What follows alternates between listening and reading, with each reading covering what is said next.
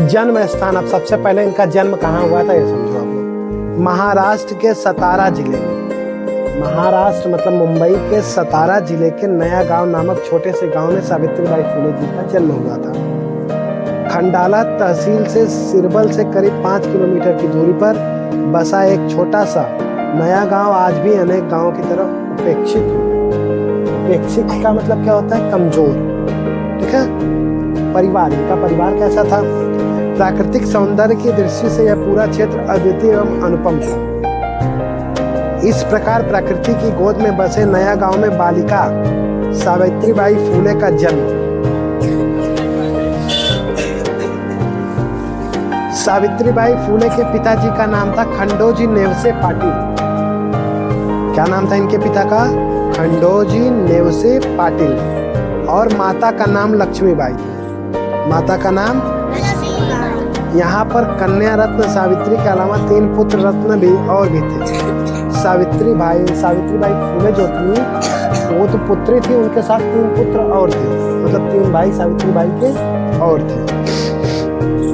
इन 3 छोटे भाइयों का नाम था सिद्धू जी, सखाराम और श्री। ये इनका नाम था। किनका? नेवसे पाटिल जी के 4 बच्चे थे। एक सावित्रीबाई फुले थी जो कि बच्ची थी, और 3 लड़के थे। एक सिद्धू जी थे, एक सखाराम थे और एक श्रीपति जी थे। अब आप कहोगे सर ये जो फूले लग रहा है, फूले का अर्थ क्या है? तो बेटा जो ये फूले लोग थे ना, ये लोग पहले फूल की खेती करते थे। किसकी खेती? जैसे गेंदा के फूल है ना, तो इसे फूल की लोग खेती करते थे, तो इसीलिए इनको क्या कहा जाता है? फूले कहा जाता था। ठीक है। अब फूले का अर्थ आप लोग समझ लेना। ठीक। अब आगे देखिए, जो माली लोग होते हैं ना, उन्हीं को कहा जाता है फूले। इनका जन्म कब हुआ था बेटा? 3 जनवरी 1831 में। कब हुआ था इनका जन्म? 3 जनवरी 1831 में सावित्रीबाई फुले जी का जन्म हुआ था। इनके पिताजी जो थे सावित्रीबाई फुले के ना, बड़े सहनशील भाव के थे, बड़े समझदार भाव के थे, मतलब लोगों की कमियों को समझते थे। इनका बचपन तो एकदम अच्छे से बीता सावित्रीबाई फुले जी का, खूब लाडली थी अपने घर की। एक बार क्या हुआ कि बचपन में एक दिन सावित्री अपनी माँ के पैसे लेकर बाजार खाने की चीज खरीदने गई। अपने मम्मी की जो पैसे लेकर के सावित्रीबाई फुले जी थी, वो कहाँ गई थी? बाजार गई थी। क्या करने? कुछ सामान, खाने की कुछ चीजें खरीदनी। जैसे आप लोग कुछ खाने की चीजें खरीदने के लिए पैसे लेके जाते हो ना, वैसे वे गई। तो उन्होंने देखा कि वहां पर एक ईसाई, जो जिनको हम पादरी कहते हैं, ईसाई जो पूजा वूजा करते हैं, ईसाई लोग, ठीक है, उनको पादरी कहा जाता था। वो पूजा कर रहे थे। सावित्री ने चलते चलते जलेबी पकौड़े खाते आ रही थी। पादरी को देखकर वहाँ देखने के लिए रुक गई, लेकिन रुककर वह जलेबी पकौड़े खाने में लगी रही। मतलब वो जलेबी पकौड़ा खा रही थी, रुकी नहीं। पादरी प्रार्थना कर रहा था, वहां रुक गई।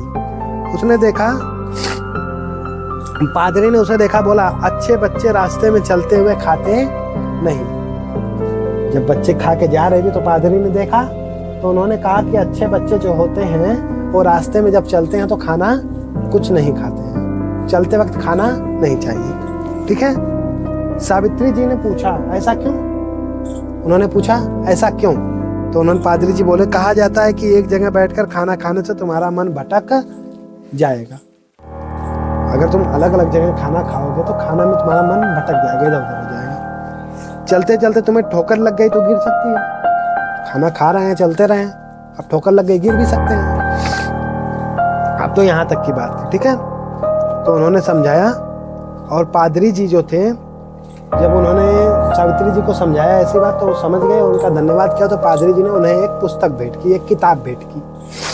किताब उस समय क्या था, सावित्रीबाई फुले को पढ़ना उड़ना नहीं आता था।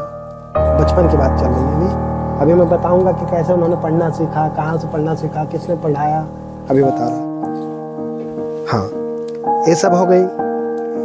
अब इसके बाद क्या हुआ, जब पादरी जी के हाथों से सावित्रीबाई फुले ने क्या ले लिया, पुस्तक ले ली, तो जो ब्राह्मण लोग थे, जिनको पंडित कहते हैं, वो लोग कहने लगे कि अरे तुम्हारी बेटी इससे ले लिए, छूत है, ऐसा है वैसा। पहले छोटी जाति जो होती थी गरीबों वाली, उनको लोग इतना गरीब कहते थे, समझते थे कि उनका छुआ हुआ चीज नहीं खाता था। इतनी बुरी स्थिति थी हमारे भारत में कि जिस रास्ते से शूद्र लोग, जो चमार लोग होते हैं, जिनको शूद्र कहा जाता है, और भी बाकी जातियाँ, डोम हो गए, धारकार, ये लोग जब जाते थे ना तो ऐसे एक मटका लेकर उसमें से पानी छिड़कते हुए जाते थे। मैं शूद्र हूँ, आगे से हट जाओ, मैं शूद्र हूँ, आगे से हट जाओ।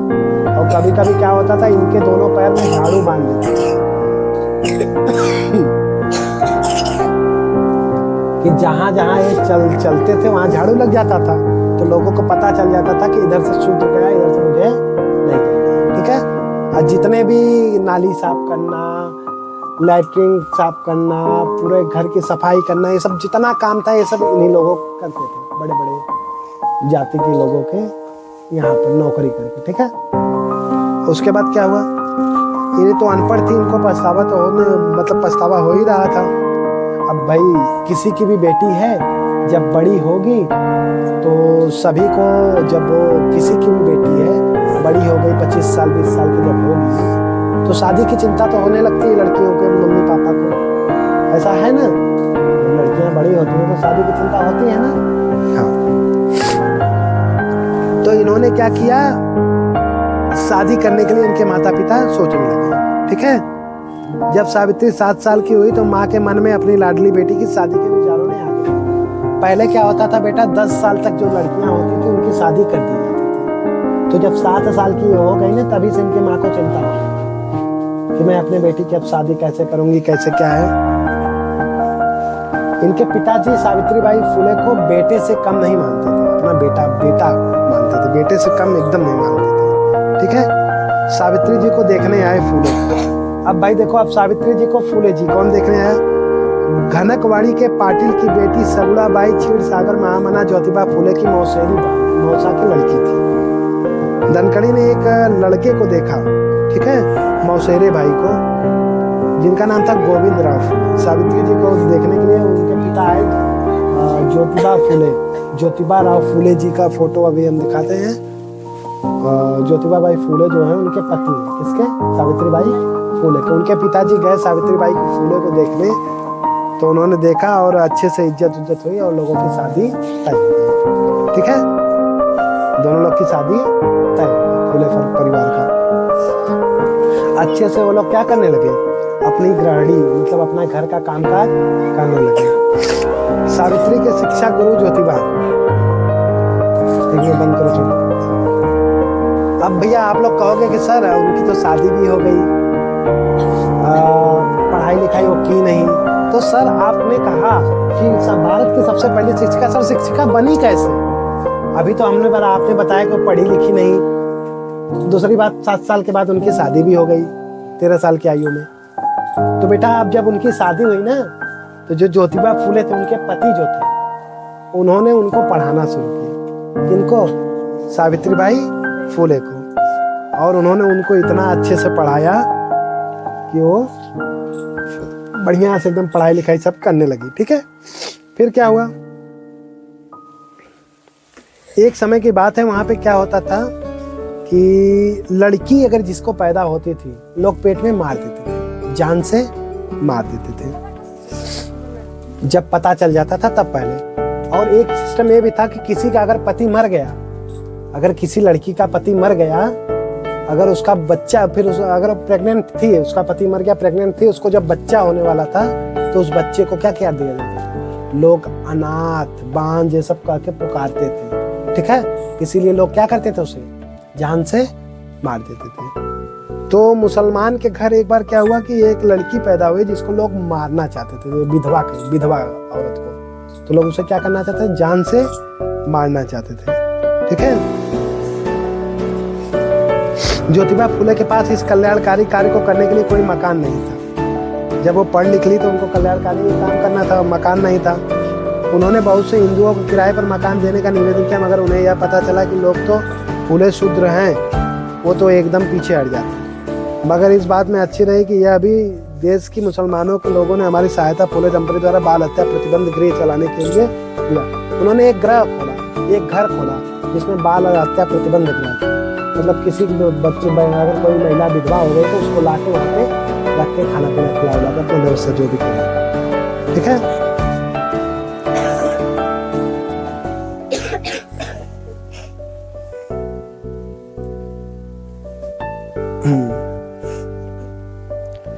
इसी समय क्या हुआ, ज्योतिबा राव के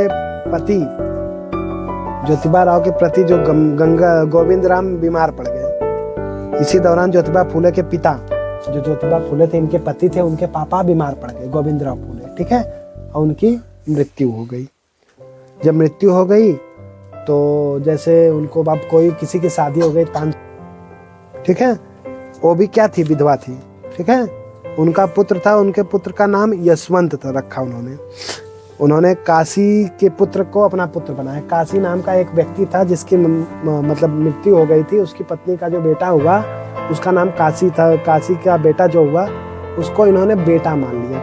किन्होंने, ज्योतिबा फुले और सावित्रीबाई फुले ने उनको क्या माना, अपना बेटा मान लिया, और उन्हें क्या बनाना, ये अपना बेटा बना लिया, जिसका नाम था यशवंत। क्या नाम था उनका, यशवंत, ठीक है। अब उसी के बाद उन्होंने कन्या स्कूल खोले। कन्या स्कूल का मतलब बालिकाओं के लिए विद्यालय खोला उन्होंने। फिर उन्होंने सालवे नाम का अछूत छात्रा का उसमें एडमिशन कराया, ठीक। और उन्होंने बहुत अच्छे से जितने भी लोग थे उन्होंने पूजा कराया, और वहाँ पे पढ़ाई लिखाई जितना हुआ उन्होंने कराया, ठीक।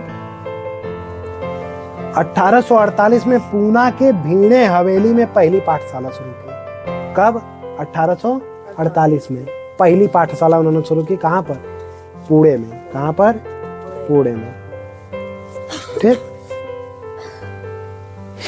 इसके बाद उन्होंने अपने विद्यालय, कई विद्यालय उन्होंने खोला, और उनको बहुत कुछ सहना पड़ा।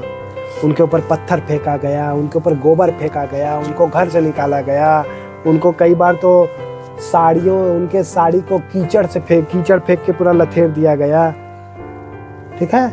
इसलिए जब सावित्रीबाई घर से निकलती थी ना बेटा, तो ये 2 साड़ी लेकर निकलती थी। जब वो घर से निकलती थी पढ़ाने के लिए तो 2 साड़ी लेकर निकलती थी। क्यों, कि कोई अगर कचरा फेंक देगा मेरे ऊपर तो मैं उस साड़ी को निकाल कर इस साड़ी को पहन लूंगी। ऐसी महान ज्योति शक्ति थी सावित्रीबाई फुले, जो कि बालिकाओं के लिए इन्होंने इतना बढ़िया काम किया, इतना अच्छा काम किया, ठीक है। इसलिए उनको क्रांतिकारी माता सावित्रीबाई फुले भी कहा जाता है, ठीक है। उन्होंने दूसरा स्कूल कब खोला, 18 सितंबर 1851 में पूना में रास्ता पेट नामक बस्ती में लड़कियों का दूसरा स्कूल खोला उन्होंने। ऐसे ही उन्होंने कई स्कूल खोले, ठीक है।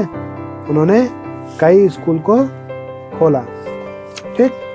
और उन्होंने कहा कि अब महिलाएं जो है वो केवल बच्चे पैदा करने की मशीन नहीं है, बल्कि आगे बढ़ने के लिए भी अपने आप को मतलब आगे बढ़ सकती है अपने से, ठीक।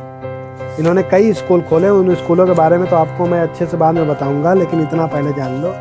तो आज सावित्रीबाई फुले की जयंती पर हम उनको नमन करेंगे, और उनकी जयंती पर हम बच्चियों से यह आग्रह करेंगे कि आप लोग अपने पढ़ाई के प्रति इतना मेहनत करिए, कोई कह ना सके कि नहीं हम पढ़े नहीं, ये नहीं हुआ, वो नहीं हुआ, कोई कुछ बोल ना पाए, ठीक है।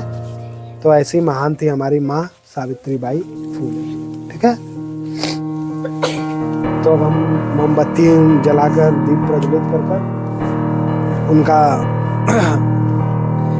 पूजन करेंगे। फिर उसके बाद आप लोग फूल चढ़ा के अपने अपने जगह पर बारी बारी से बैठ जाना, ठीक है।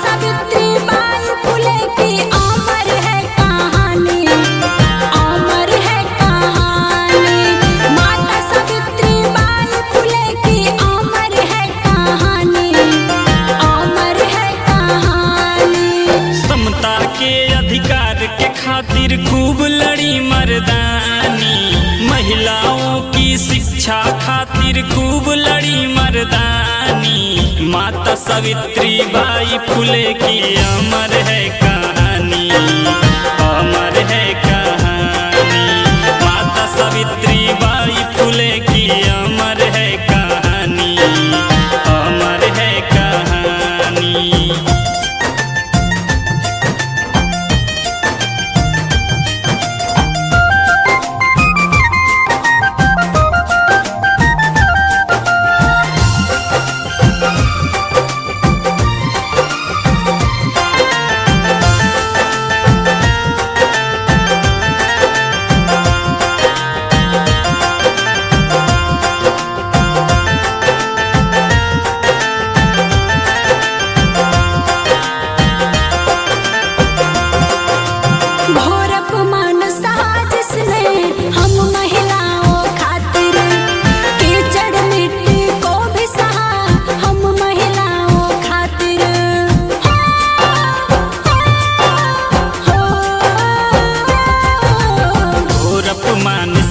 जिसने सब महिलाओं खातिर कीचड़ मिट्टी को भी सहा, सब महिलाओं खातिर मान और सम्मान के खातिर दी जिसने कुर्बानी, मान और सम्मान के खातिर दी जिसने कुर्बानी। माता सावित्री बाई फुले की अमर है कहानी, अमर है कहानी। माता सावित्री बाई फुले की अमर है कहानी, अमर है कहानी।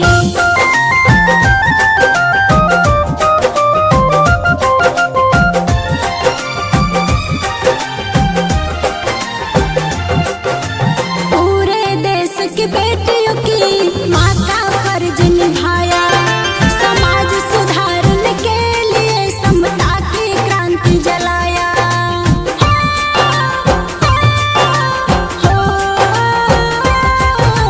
पूरे देश की बेटियों की माँ का फर्ज निभाया, समाज सुधारने के लिए समता की क्रांति जलाया। मान और सम्मान के खातिर दी जिसने कुर्बानी, मान और सम्मान के खातिर दी जिसने कुर्बानी। माता सावित्री बाई फुले की अमर है कहानी। सावित्री बाई को सबसे पहले मैं नमन करना चाहती हूँ, क्योंकि उन्हीं की वजह से मैं आज इस मंच पर खड़ी होने योग्य बन पाई हूँ। अगर वे नहीं होती खजांची मेरी तरह बाकी और भी लड़कियाँ चार दीवारों में चूल्हा चौका करते अपना जीवन गुजार देती। अगर मैं उस सावित्री बाई फुले की बात कर रही हूँ, वो जो मतलब 200 साल पहले की बात है, जब सावित्री बाई फुले की तरह और भी बाकी महिला थी। अगर उनको मतलब बाहर जाने का मतलब रोक टोक लगा था, तो सावित्री बाई फुले ने ये परिस्थिति देखकर एक मतलब इसका बीड़ा उठाया था। हाँ, मैं बात कर रहा हूँ प्रिय सावित्री बाई फुले की। सावित्री बाई फुले का जन्म 3 जनवरी सन 1831 के सतारा गांव नायगांव जिले में हुआ था। इनके पिता का नाम खंडोजी निवसे पाटिल तथा माता का नाम लक्ष्मी बाई था। इनका विवाह 9 वर्ष के आयु में ज्योतिराव बाई फुले से कर दिया गया। विवाह के पश्चात इनके पति ने इन्हें पढ़ाया लिखाया गया। इन्होंने पुणे में विद्यालय खोला। क्रांतिकारियों ने इनके ऊपर फिर इनका निधन 10 मार्च सन 1897 में हो गया 66 वर्ष की उम्र में। मैं सभी स्त्रियों से यही कहना चाहती हूँ कि सावित्री बाई फुले से प्रेरणा लेकर अपना जीवन अस्तपी कर दे। धन्यवाद।